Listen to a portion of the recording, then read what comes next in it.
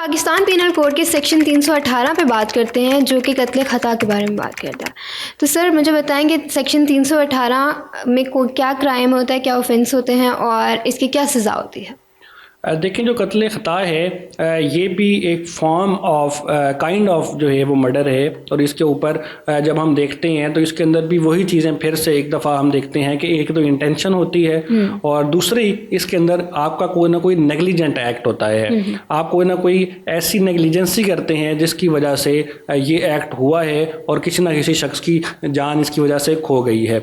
मिसाल के तौर पर आप किसी भी ऐसी जगह के ऊपर हैं जो PPC के अंदर ये चीज़ डिफाइन की गई है कि आप शिकार कर रहे हैं और आपने किसी जानवर के ऊपर फायर करना था, उसकी बजाय आप फायर करते हैं और वो गलती से किसी न किसी शख्स को लग जाता है और उसकी जान चली जाती है। तो इसको हम कत्ल ख़ता के अंदर लेके आते हैं। ख़ता के मानी के अंदर कि ये गलती से हो गया, ये मेरा इंटेंशन इसके अंदर नहीं थी, लेकिन इसके अंदर आपकी कोई ना कोई नेग्लिजेंसी ज़रूर थी। मतलब आपको ड्यू डिलीजेंस तो कम से कम करनी चाहिए थी कि आपको ये मेक श्योर करना चाहिए था कि आप जिस जगह पर मौजूद हैं, आप अगर शिकार कर रहे हैं, आप कोई भी ऐसा काम कर रहे हैं, तो आपने अपने एनवायरनमेंट को जो है वो सेफ तो कम से कम आपने रखना था।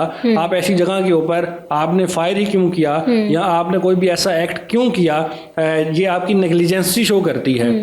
तो इसकी वजह से आपको जो है वो सज़ा मिल सकती है जो कि 5 साल तक है। ये बाकी उससे रिलेटेड अगर हम देखें तो उसके मुकाबले में काफ़ी कम नज़र आती है।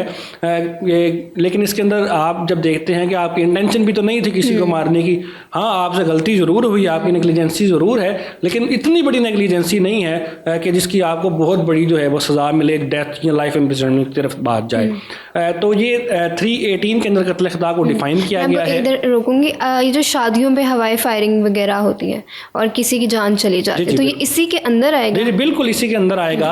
आप हवाई फायरिंग कर रहे हैं या फिर आप जो है कोई भी ऐसा एक्ट कर रहे हैं जहां पर आपका एनवायरनमेंट सेफ नहीं था और उसके बावजूद आपने कोई गलती की, आपने बिल्कुल बात ठीक की, शादियों के ऊपर फायरिंग करते हैं वो, और कई दफ़ा लोग जो हैं वो अपनी जान से हाथ धो बैठते हैं। तो इसके अंदर बहरहाल आपकी गलती ज़रूर होती है, लेकिन मैं समझता हूँ ये तो खैर नेग्लिजेंसी नहीं है, ये तो क्रिमिनल एक्ट है। आप एक itself it is illegal activity, ठीक है। तो इलीगल एक्टिविटी के अंदर इसको लेके जाना चाहिए, लेकिन कत्ल ख़ता के अंदर भी इसको कई दफ़ा जो है वो डिफ़ाइन कर दिया जाता है।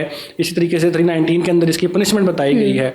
अब इसके अंदर एक और बड़ी जो इम्पोर्टेंट चीज़ है वो सेक्शन 320 भी है।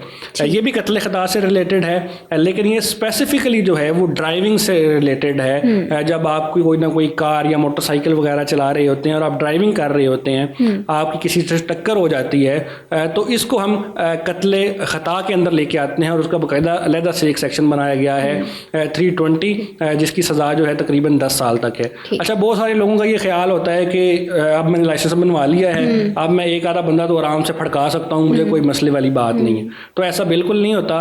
और ये जो 320 के जो पर्चे होते हैं, मैंने पीछे इसके ऊपर एक केस भी किया और बाकायदा इसके अंदर जो है वो काफ़ी सख्त पनिशमेंट दी जाती है। इवन आपके पास अगर लाइसेंस भी मौजूद है, इवन अगर आप बिल्कुल ठीक गाड़ी चला रहे हैं, लेकिन इसके बावजूद अगर आपने किसी की जान ली है तो ये बहरहाल एक जुर्म है। और ज़ाहिर बात है ये चीज़ें एविडेंस के अंदर साबित करना बड़ा मुश्किल होता है, तो आम तौर के ऊपर आपके ऊपर सेक्शन जो है वो 320 ही लगता है।